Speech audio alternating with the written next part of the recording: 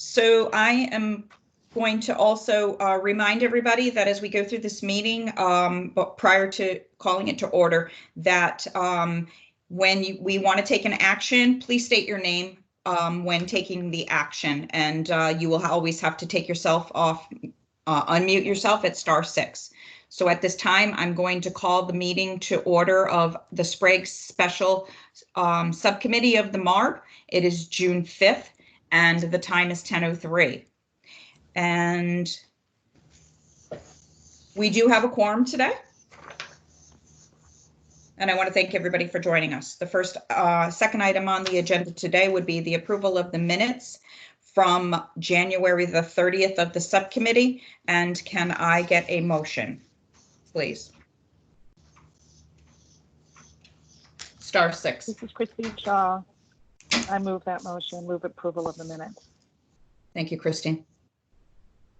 Mark Waxenberg, I'll second. Thank you, Mark. Any discussion?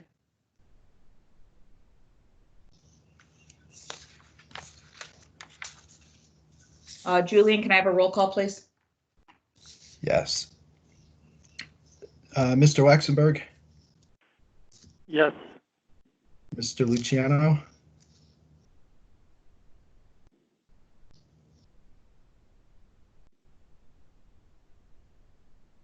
*6. Sal? Yes. Thank you. Mr. Brockman? Yes. Ms. Shaw? Yes. And Ms. Kennison? Yes. Thank you. Thank you. We have approved those minutes of January the 30th. Second motion I'd like to make is the approval of the March 30th subcommittee special meeting. And can I get a motion? Sal Luciano, so moved. Thank you, Sal. Second, please. Mark Waxenberg, second. Thank you, Mark. Any discussion?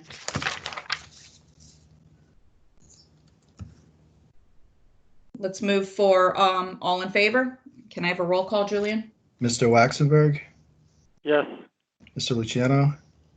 Yes. Mr. Brockman? Yes. Ms. Shaw? Yes. And Ms. Kennison? Yes. Thank you. Thank you all.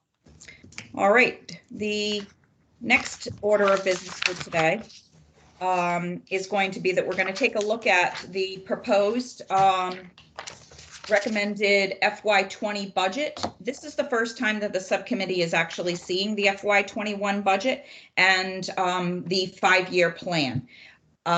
Julian has provided us with a summary of the proposed budget, and he can give us some highlights of what is included in the summary that he has provided us. And then we can ask the town to comment as well. Julian? Yes, you have the complete budget, which consists of the revenue and expenditure tables, and then you are also provided a cover memo that provides some of the background and summary information. The proposed budget was released by the Board of Finance on the 28th of May. The last update is that they're aiming for their final action on the budget on June 11th. And in lieu of having a referendum, which is not on the table for any community this year, they are in the midst of a 2-week public comment period. So we'll be providing our comment and feedback, and they've also solicited feedback from the community as well. That's happening at the same time right now, Julian? Correct. Okay. And the first selectman could probably provide some details on how they've reached out. They've done a mailing and taken some other steps to try to encourage feedback from the residents. Okay. But you have in your packet the summary. You'll see that on the revenue side, we have an overall increase of 1.6%. The additional revenue is attributed entirely to property taxes. The proposal includes a 1 mil increase, which generates a little under $160,000. This is in line with the 5-year plan that was approved last year. And there's a little bit of additional money generated by very modest grand list growth that provides about $23,000 additional dollars. The town is basing their property tax collections on a collection rate of 97%. This is a rate they've used for many years. There's historical collection rate actuals. On page 2 of the memo, you'll see that there was somewhat of a noticeable dip in collections during the last recession, and a bit of a lag in the impact, and then a more dramatic dip in collections when the Fusion Paperwork Company stopped paying taxes. In the last couple of years, you'll also see that the collection rate has rebounded to above their 97% target. State aid is generally treated as level funded. It's updated to reflect a slight reduction in ECS revenues, but otherwise state aid is held flat, and all those figures are consistent with what's included in the state budget. Their other revenues make up a very small portion of the overall budget. You'll see a few reductions in some of those items, such as interest income, dog licenses, fees collected at the transfer station, and changes of that nature. On the expenditure side, we have an overall increase of 1.7%, or about $157,000. You can see on page 3 of the summary the breakdown between town operations, debt and capital, and the Board of Education. On the town operations side, we have a reduction of a little over 3%, and you can see some of the more significant steps taken by the town to reduce spending there. The elimination of at least one position, freezing of positions, reduction of services in a few areas. In terms of health insurance, the town has on a percentage basis, a significant jump in health insurance costs there. That's a combination of a 6.3% increase in the partnership rate, and also the addition of one new enrollee that is attributable to, or that is resulting in that increase. Overall, the expenditures in this budget are less than what was originally envisioned in the 5-year plan. And a lot of these reductions were not originally contemplated in the plan. The debt service is based on the principal and interest payment schedule with all of their associated debt. It does include the interest payment on some current notes that are outstanding and due in September. And the current plan is for the town to permanently finance those in September. There's also an increase in the transfer to capital reserve. It gets them back to what I recall as being I believe they were typically budgeting in the $20,000 to $25,000 per year range. This increase from $8,000 to $22,000 would bring them back into that range. In the education budget, we have an increase of 3%, or just about $198,000. This subcommittee previously saw the original budget from the Board of Education. It included a 3.5% increase. The Board of Ed has since made some reductions to that figure to bring it to a 3% year-over-year increase. There's a list of the reductions that were made to get that 0.5% on page 4 of the summary. And then there are also some highlights listed that are the major contributors to driving the overall increase, the net increase of $198,000. There's a few additional positions that make up part of that. And then in the Board of Ed budget document itself, it has more detail there, of course, as well. Thank you, Julian. Yeah, Is that thank it? you. Yes, that's it. Thanks. Very good. First Selectman, would you like to add anything to the summary and the FY 21 proposed budget? Well, Julian has given a very accurate and detailed description of, overview of the budget. But just to let you know how we have sent it out to the taxpayers for review, we mailed a copy of the budget out to every household. And then we created a email address for them to respond with comments that was put right on the mailing so they'd have it, as well as we'll accept comments by mail, or they can drop them off in our drop box outside. What is the time period for their response?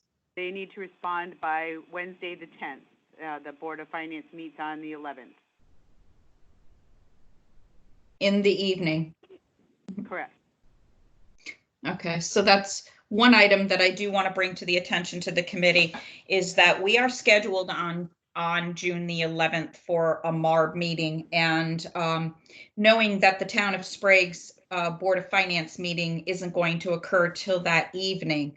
After we get done going through all of this, I just want to bring to everyone's attention, I think it would be our benefit to move our full MARB meeting. So I've reached out to the secretary, but we have not connected yet on the potential of moving the full MARB meeting, just as a heads up right now, so that we can give Sprague the opportunity to take their FY 21 budget, and then we would have all three towns, if this one could get approved, all three towns available for the full MARB is what the intent is. And we don't have a date locked down, but I do want to bring that to everyone's attention, because otherwise we would have to have a special meeting just for the Town of Sprague. So that's my background if anyone has comments.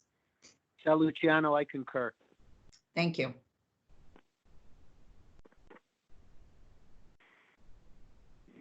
Okay. So when you're looking at this budget, First Selectman, do you have anything else you'd like to add to this? No, that's all. Thank you. Okay. When you're looking at this budget, what jumps out to me is the fact that we have a 1 mil increase, and the 1 mil increase is all actually being taken up by the Board of Ed and the Board of Ed's budget. So I want to have a discussion around that. And I know there is needs, and I know that we've also made, the Board of Ed has come back, and Superintendent, I know that you made some cuts in that area. But what really painted a larger picture is in the second agenda item, which is the 5-year plan. And then it gives us that opportunity to look at the bigger picture. So as if Bob White was on this committee, he would be looking for that information immediately. I do want to give some time for the folks to, the members to be able to comment about the budget, but I am really, I really think that there is some work that is still needed in my mind to this budget, and that this is not palatable, and it is not sustainable over the long run if you put in a 1 mil increase, and that the Board of Ed has that side of it. The town has taken cuts, but the Board of Ed has put in a lot of increases.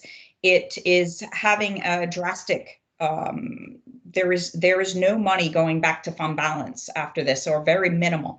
So I will reach out to the members and ask if they have any questions about the FY 21 budget, but before doing that, one thing that I would like to ask is the FY20 year-end numbers. Do you anticipate still, Board of Ed and town, that your surplus it was going to be a substantial surplus? What are you seeing for the outcome of FY20 right now?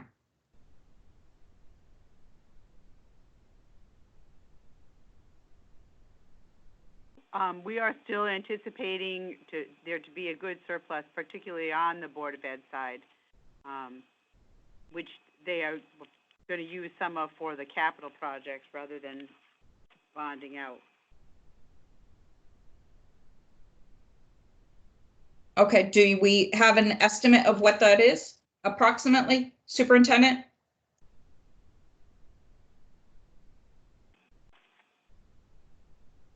Do we lose Bill? Our estimates are in excess of $125,000 to $150,000 at this time. However, Okay.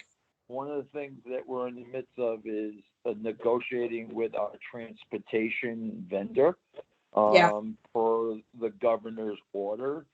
That we are going back and forth with them. We have put in our end of the year budget some money over there. However, what the vendor refuses to do is give us what's required under the governor's executive order. And so we're in the midst of negotiations. But right now we anticipate probably $125,000 to $150,000. It could go up a little bit more, but that's where we anticipate it being.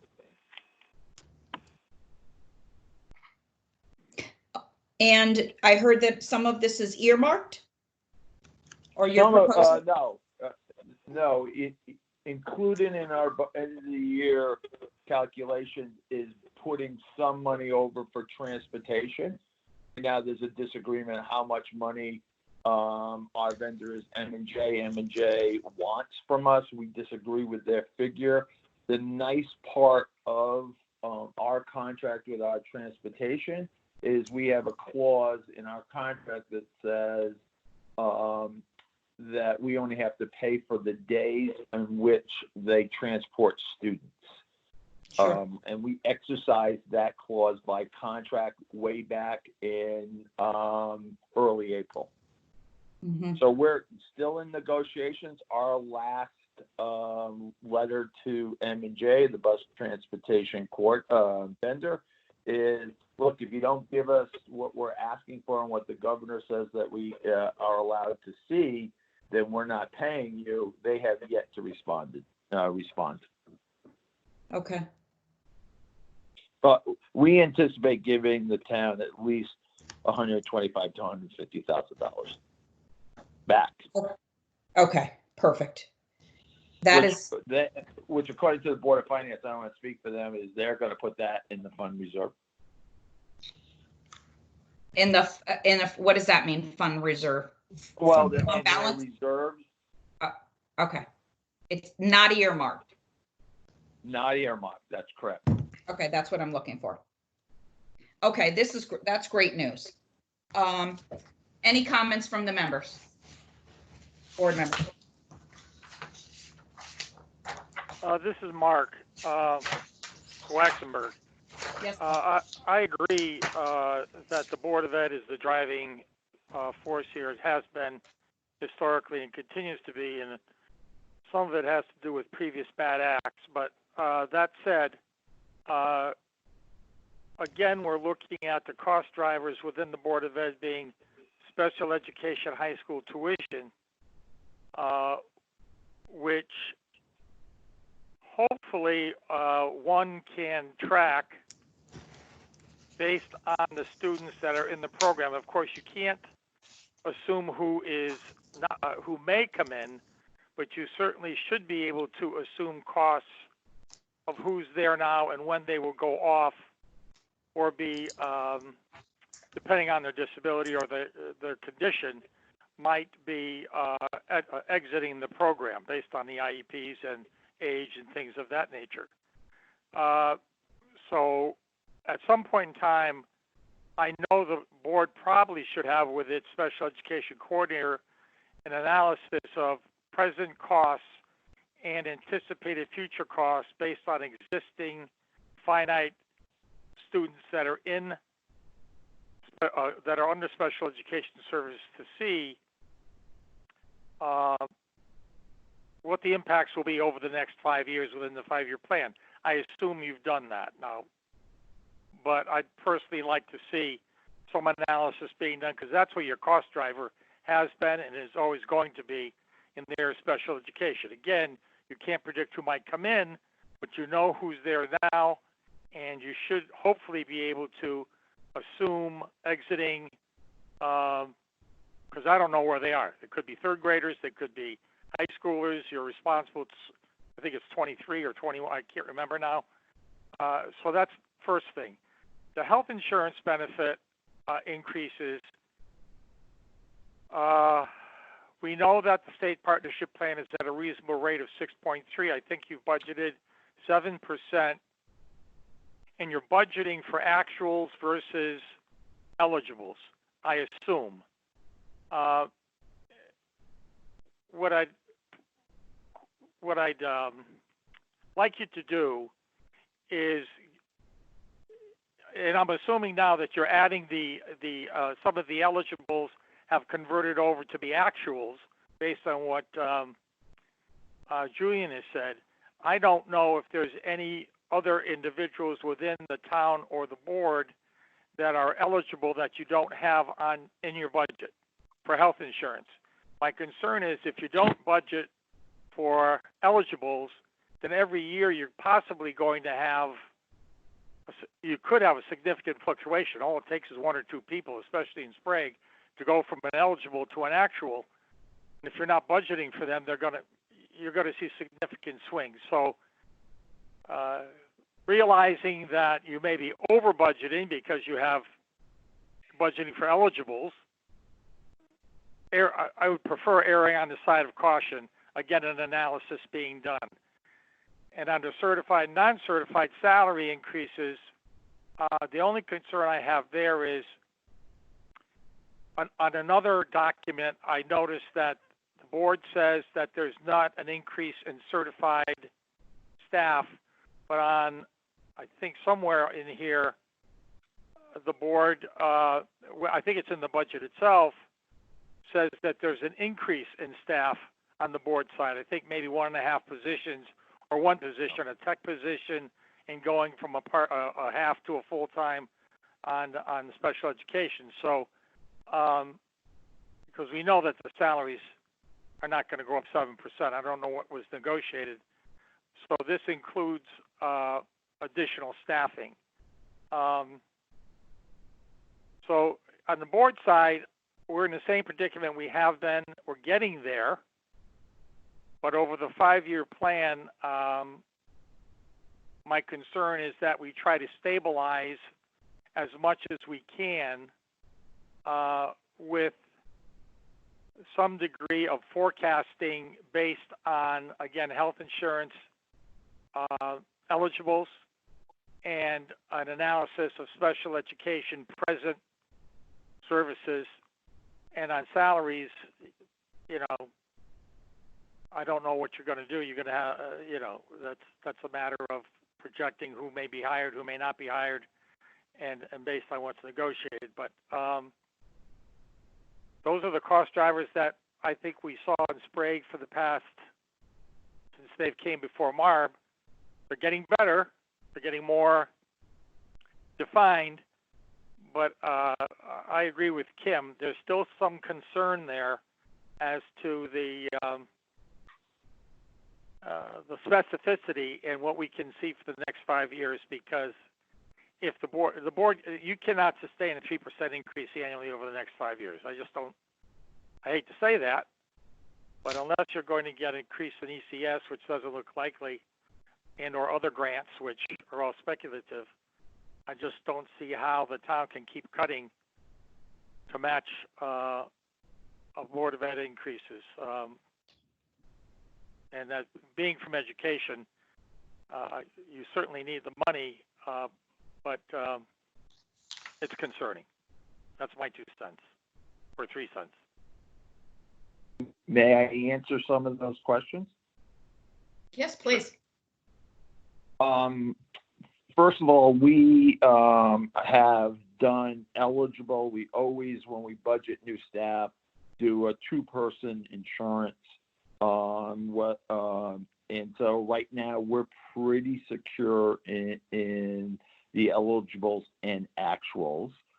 Part of the driver in the salary account for certified is bringing our both principal up to somewhere reasonable pay. Otherwise, we would have a parade of principals coming and going. So the board and I both thought that it was important to bring her salary up to, although under the average for the area, a little bit higher. We've also increased the special ed director from 0.9 FTEs full-time equivalents to 1.0. So that's some of the certified. Again, both these administrators are grossly underpaid, and we're trying to get them within a little bit normal range. For one of the things that we just got good news, and will be on the Monday Board of Ed agenda, is NFA, which is our designated high school, froze tuition, and it will be on the agenda to at least take that amount off our budget and notify the Board of Finance on Tuesday that we'll have another decrease in that. To special ed, we have done a projection out, so that is something that we've done. Again, you can't, all it takes is some new student coming in with a huge IEP. We anticipate one coming in fact, this fall, but we are pretty secure in our numbers going forward, but we can share with the MARB that analysis. So again, this is Mark. So basically what we're trying to do is to stabilize, if you will, the true expenditures of the board. So by increasing the salaries to a commensurate amount and doing all of the quote-unquote adjustments that are necessary, from this point forward, one shouldn't see the swings that we've seen in the past because you're where you want to be. In other words, if you get the money this year to fairly compensate your folks at the administrative level, then one shouldn't see the necessity to increase to do that the following year. It should be just a stabilization rather than the need to catch up. And I think that's what at least I'm looking for, is at some point in time we have to stabilize and have increases that are quote-unquote manageable because we're caught up now. Assuming obviously no major pickups along the way.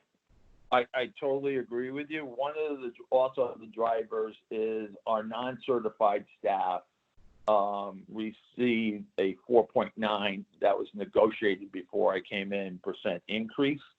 And that is to, again, catch them up so they will meet the minimum $15 an hour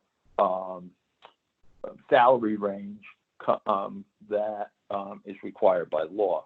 So we should stabilize, again, based on special ed, insurance, and salary increases. We begin negotiations with our certified staff, in fact, in a couple of weeks to begin that negotiations. So that will follow. I anticipate being below a 3% increase, probably more in the line of around 2 based on state average. Okay, thank but you. I agree with you.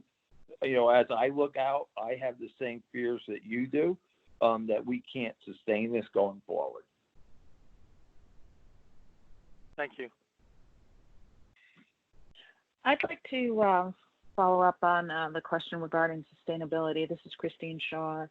And I'd like to understand how the budgeting process has been impacted by COVID-related expenditures changes, and what your expectations are for revenue impacts as well. For the Board of Ed, that's a great question. We have it taking out of our kind of our surplus. We've been lucky this year with a couple of things, so we have this surplus. We are trying to get ahead of that in both custodian supplies, things like masks, gloves, and things like that. So we're hoping that the impact is minimum. The real issue is transportation, depending on what the guidance is from the state.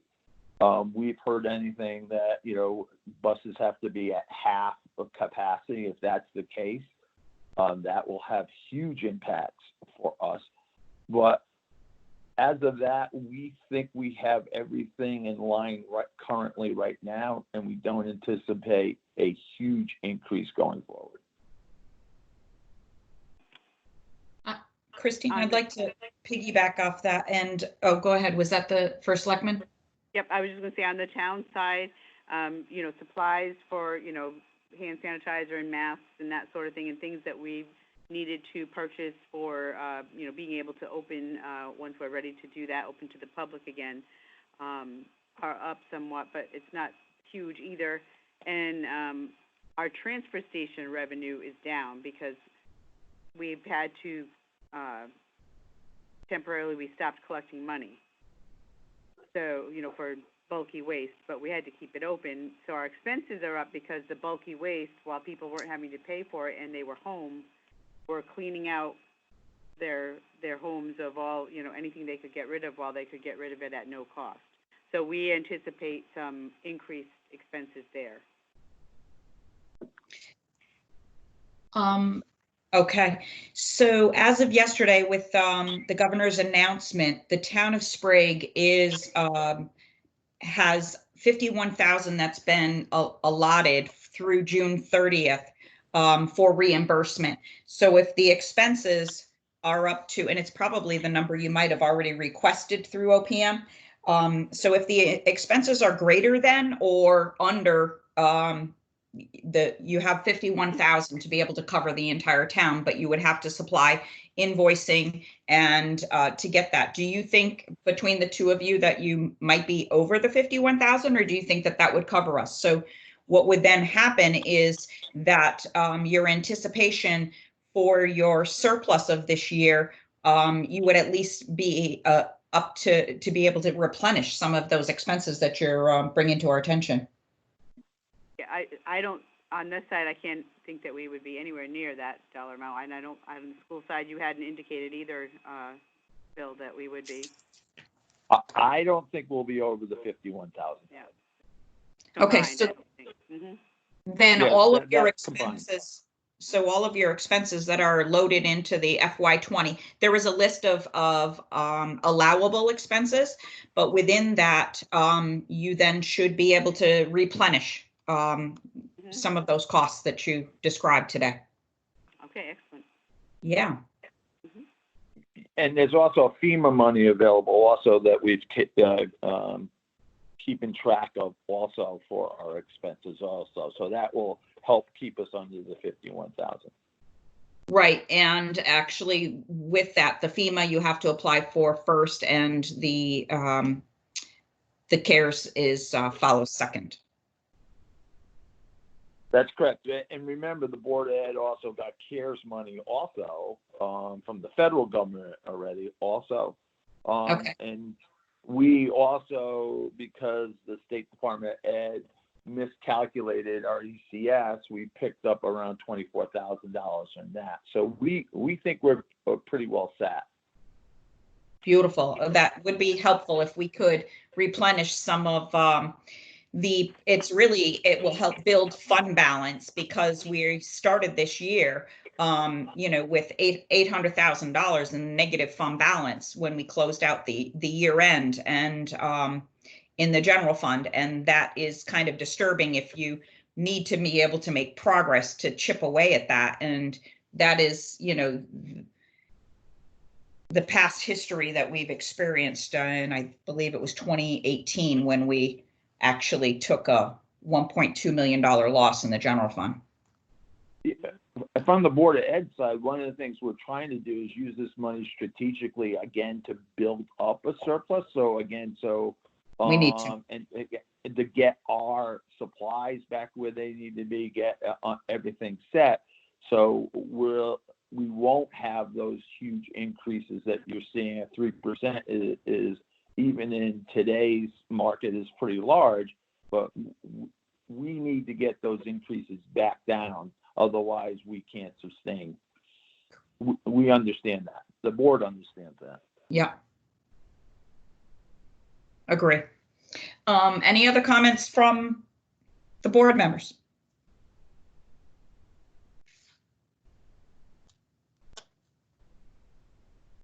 I have a question if I could.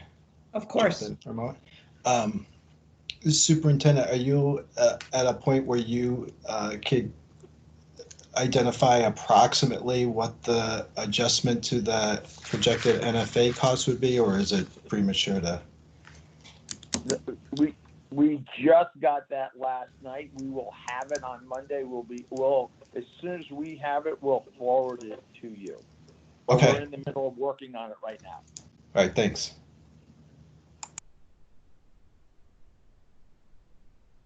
Perfect.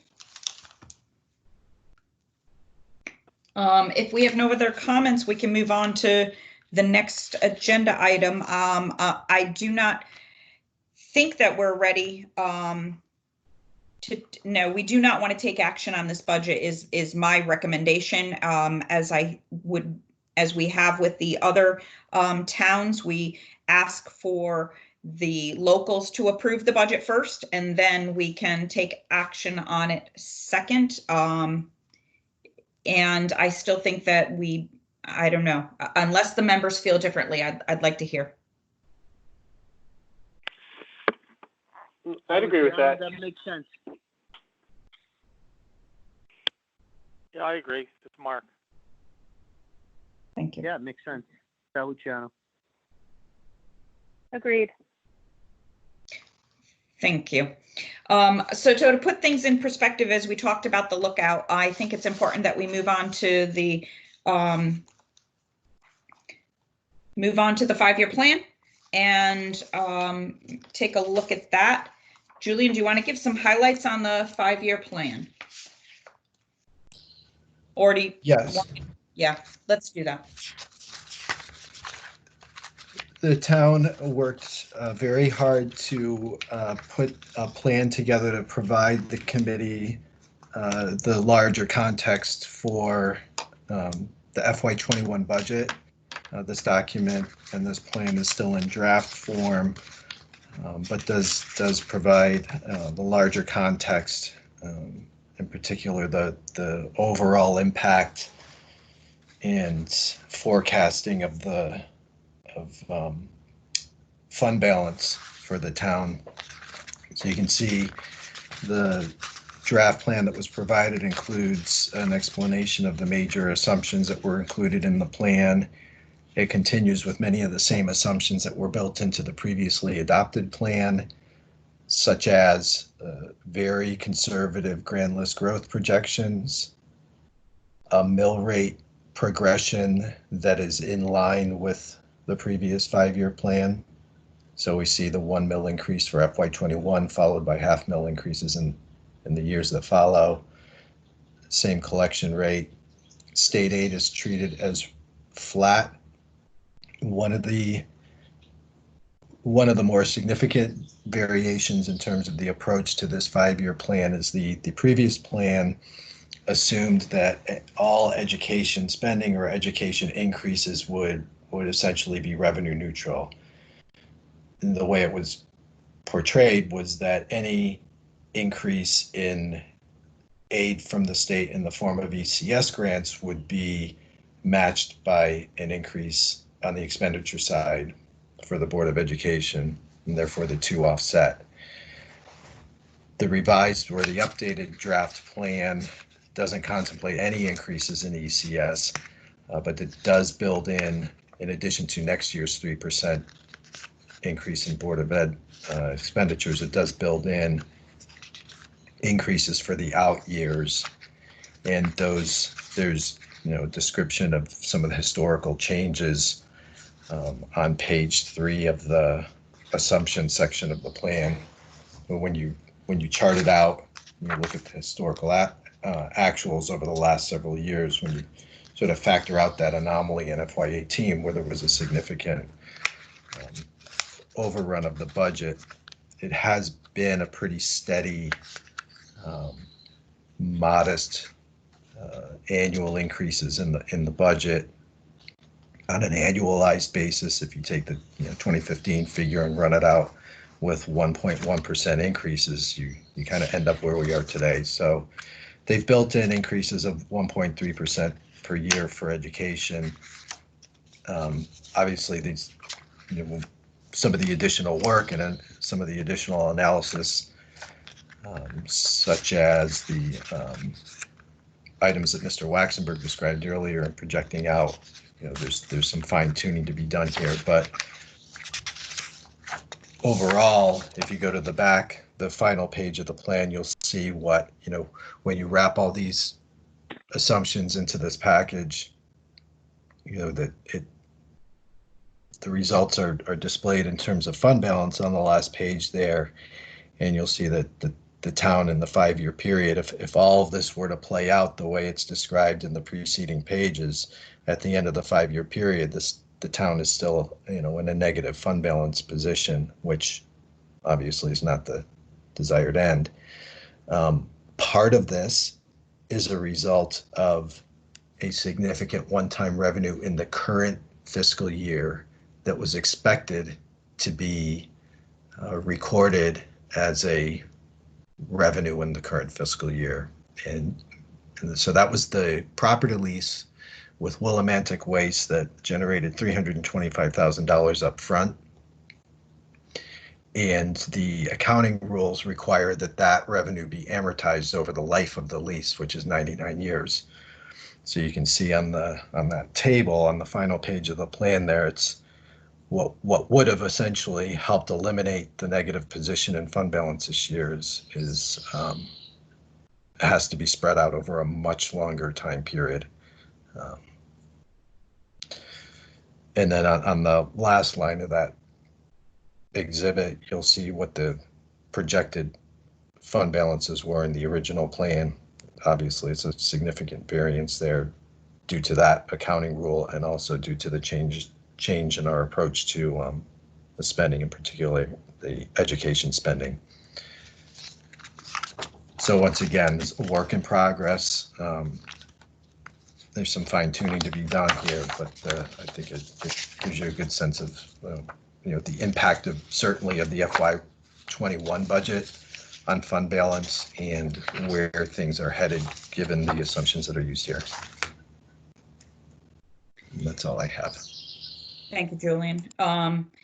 So this is where, we need to make some definite headway. And one of my reasons for not recommending that we approve the budget, because it all has to be in line for the prior years to come. And we can see that this looks as if it's, we're not on track, that we're falling off the rails. And so, with that said, whether it's the one-time money or not, plus in addition to that, we also have the struggles of cash, and we'll talk about that second.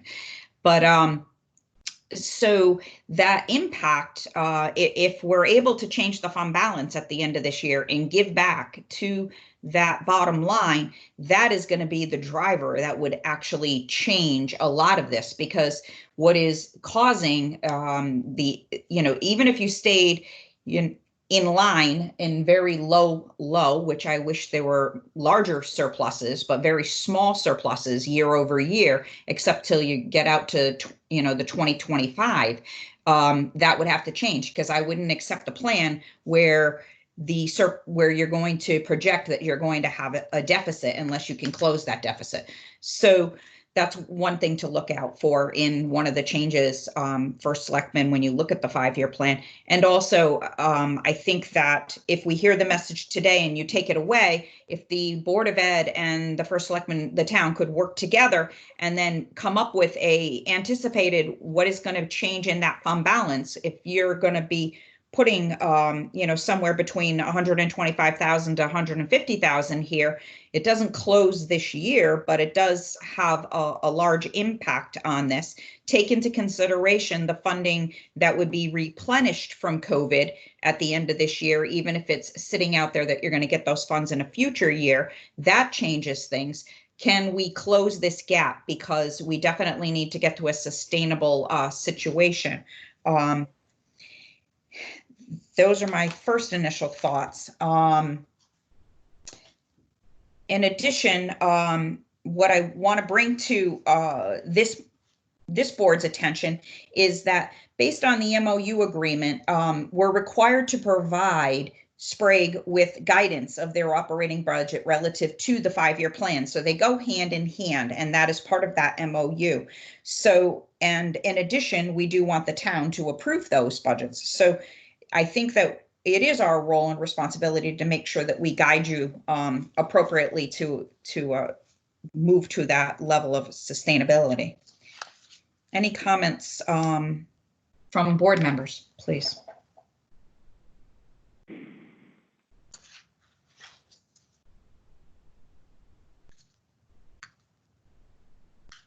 This, Mark, it's kind of, I agree with you.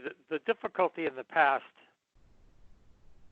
is being overcome. The problem is it's being overcome in a very uncertain time, but it's clear that in the past, they were just moving numbers around, moving the chairs around on the deck of the Titanic.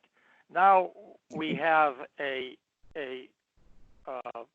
situation where the board and the town, mostly the board, is finally stabilizing its costs appropriately, which is becoming problematic because it's ripping the Band-Aid off of the scar, so to speak. I think it's great that you're anticipating a 1.7% increase after this 3% increase. I'm not sure that's an appropriate number, but maybe closer to 2%, which is perfectly within the realm of the norm. The question is, Sprague's is not at the norm yet because of its fiscal conditions, and I agree the cash situation is one that's of concern too. But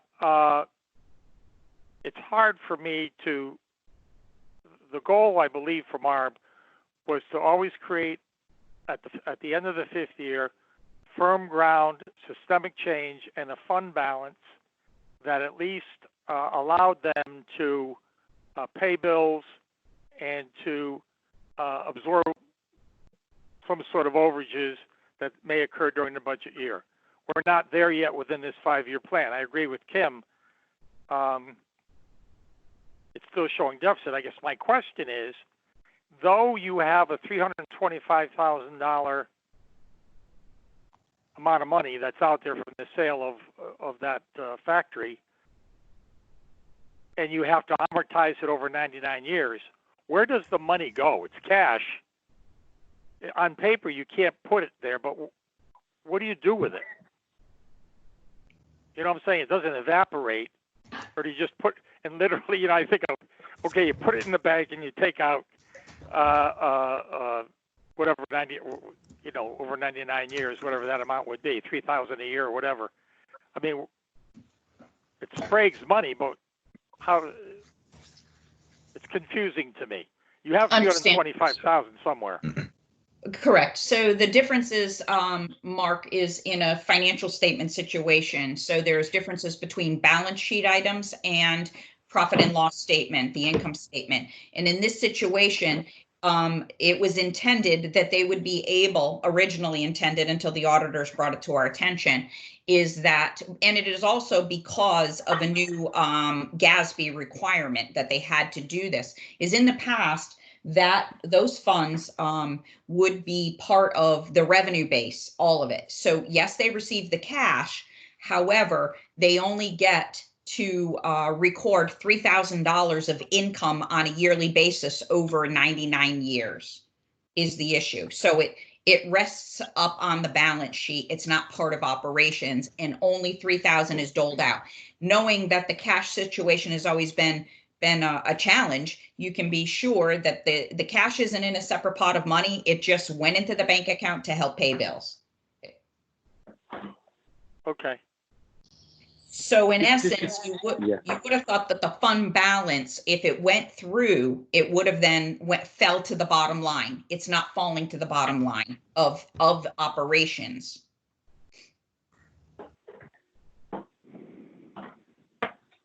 It's on the balance sheet like an asset or a liability. I get it. It's like having money in the bank that you can't touch, quote unquote. Yeah. But they have the cash. They have the cash. Go ahead.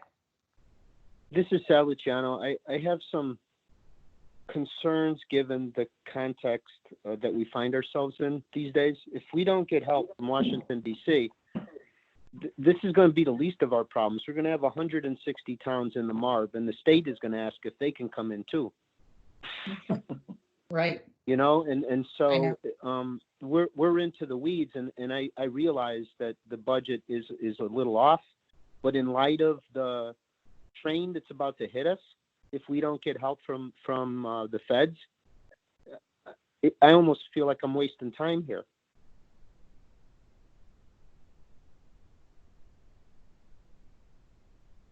Of which we don't have control of. Agreed.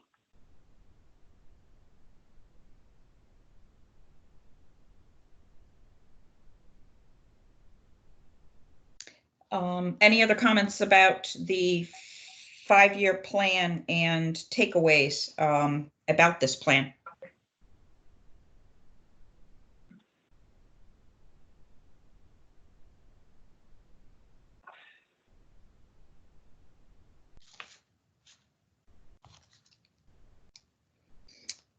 I have one other question for Selectman Cheryl.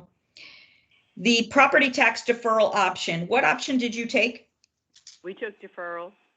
You took deferrals, which means the taxpayers do not have to pay until what, 90 days?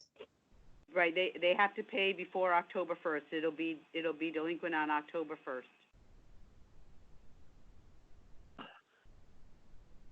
Okay. So we need to make sure that we talk about that when we talk about the cash flow. Yeah, we can talk about that. Yep.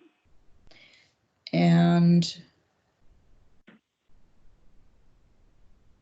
because it will be built in, it's built into your budget regardless that you're expecting it with the collectability of 97%, but it will be delayed or possibly delayed. Do you know the percentage of how many folks have their funds within escrow? Yes, it's 49%. Okay. And we did do the calculations to see, what that dollar amount would be based upon also what our cash outlay had been in that 3-month period. And we anticipate that we should be okay with what comes in. Between the 49% of the escrow that is still due, and we also have a large number of retired and older taxpayers who are they're going to pay July 1st regardless, because that's how they do it. So we don't anticipate that it's going to be a horrible impact. I mean, there'll probably be a lot of people that'll do it, but we still think we'll be able to continue with paying bills. Okay.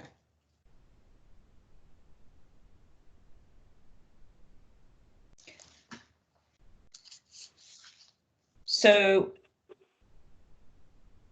believe that is all of my comments. Julian, do you have any other comments on the 5-year plan after this discussion? I don't have any at the moment. Okay.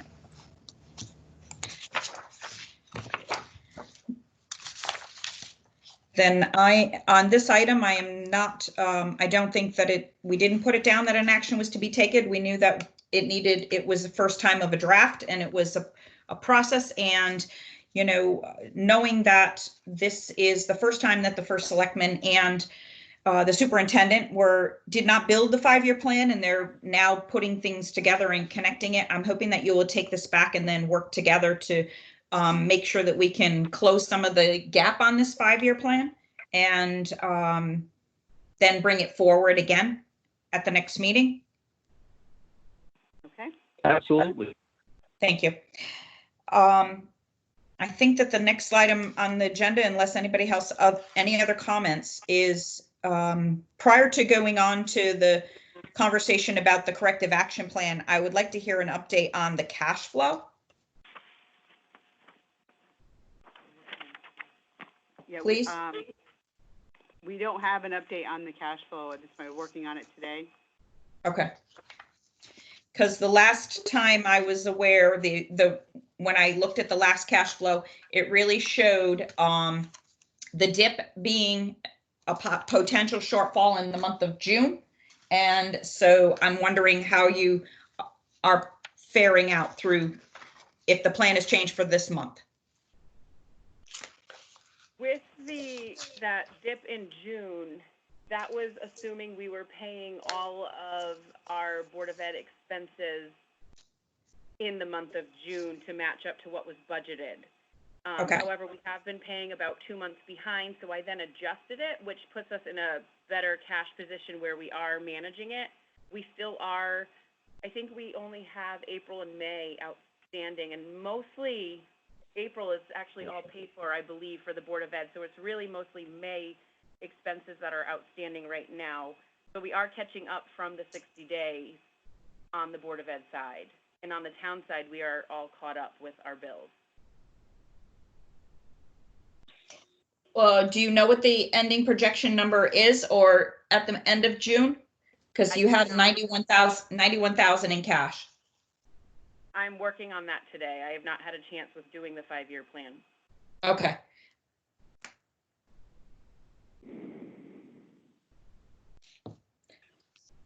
All right. So when that gets done, even if you just send that through to Julian, it would be helpful for us to know if there's going to be any kind. If you don't anticipate it, that's good. And knowing that you're catching up on the bills is good. But if there's anything alarming, it's good to know where you think you're going to land at the end of June, because that was the alarming month. Mm-hmm. Absolutely. And, yep. And in your projections for July and August, did those projections include the fact of the deferral? I don't think I changed any of the projections for the deferral. I will have to take a look at that when I'm looking at it today. Okay. Please do. Okay.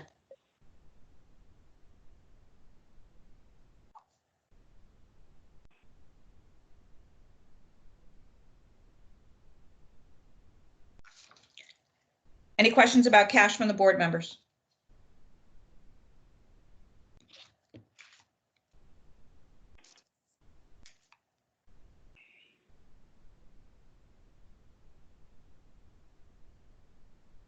Okay, then we'll move on to the last item on the agenda at this time is a corrective action plan. And if First Selectman, can you give us a verbal update, as I don't have a handout?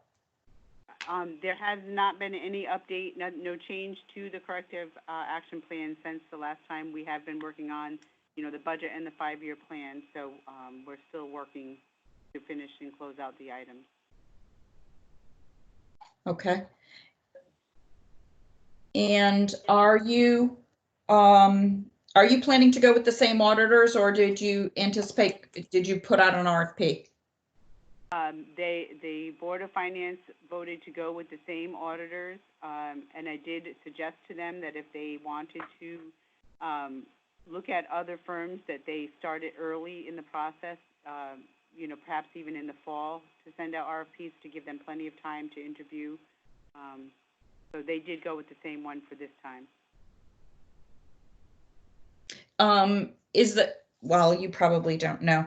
Is the process then to move? I think it would be prudent to, if you were to ask me, to put out an RFP. How many years have you had these auditors? I think we will be going into our 4th year with them. I think we've had them for 3 previous. Okay, so this 4 years. Yeah, I think it would be prudent to put out an RFP in the fall. Yeah, I agree. Thank you. I don't see that they are providing, most auditors provide some insight and projection and guidance, and I don't see that. And it seems as if that we're getting the information late to arrival, and it felt as if I was getting surprises. And like, I shouldn't have heard at the board meeting that they were going to amortize that lease. They should have already given us a heads up on that, because that was a regulatory item. Correct.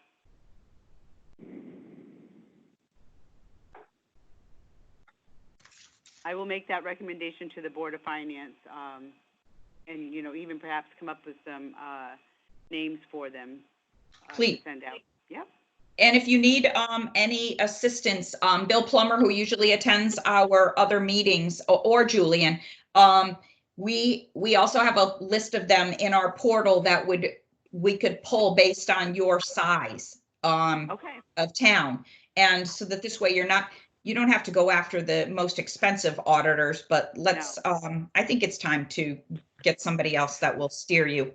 You always want to hire somebody that's smarter than you and then also steers you into the right direction. Correct.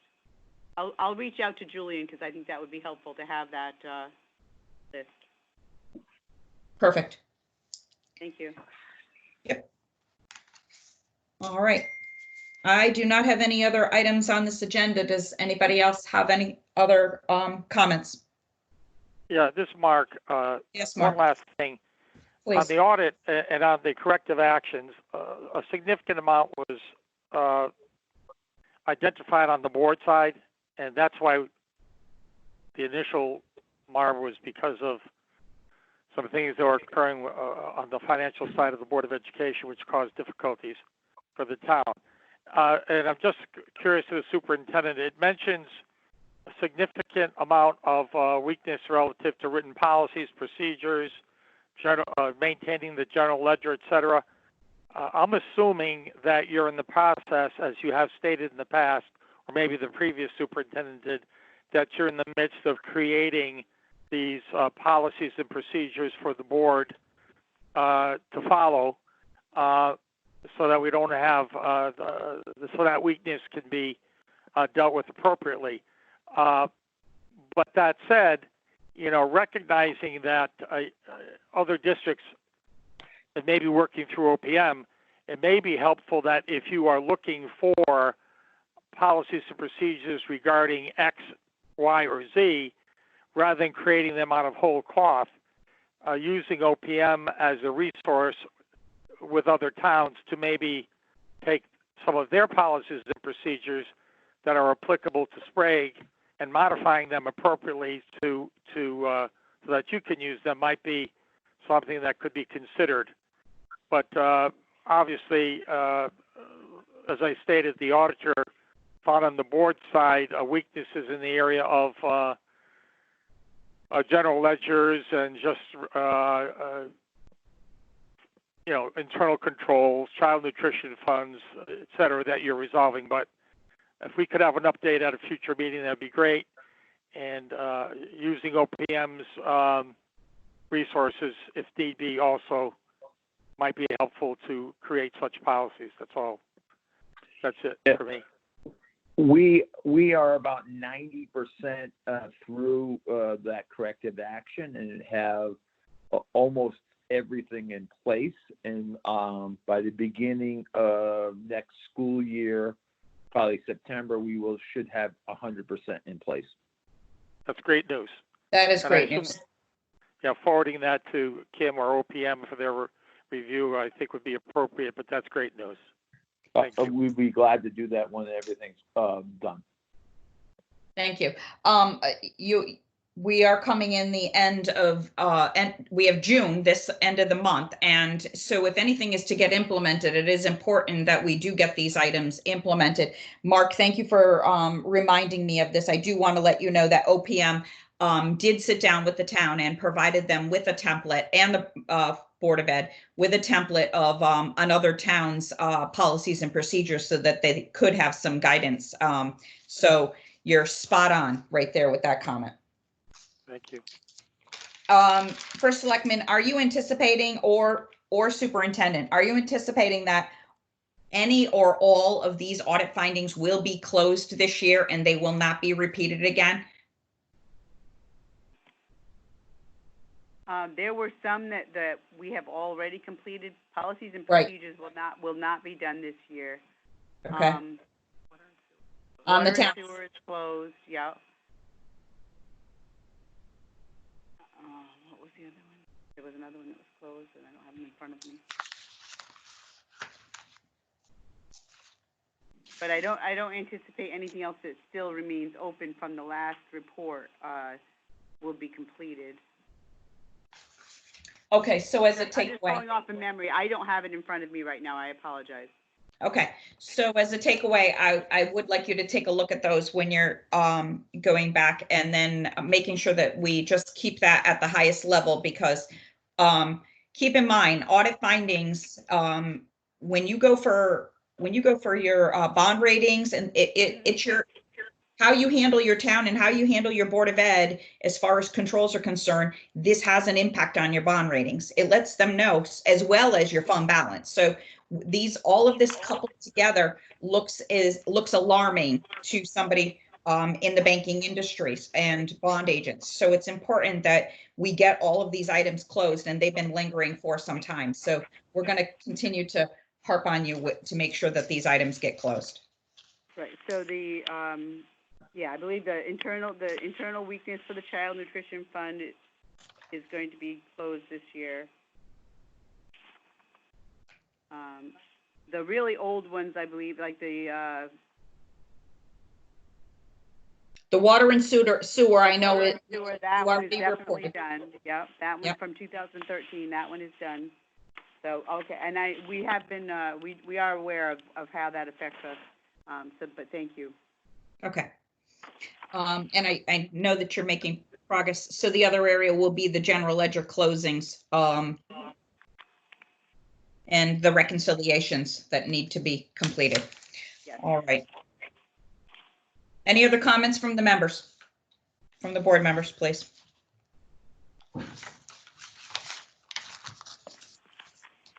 This is Sal Luciano. Seeing none, I think a motion to adjourn is in order.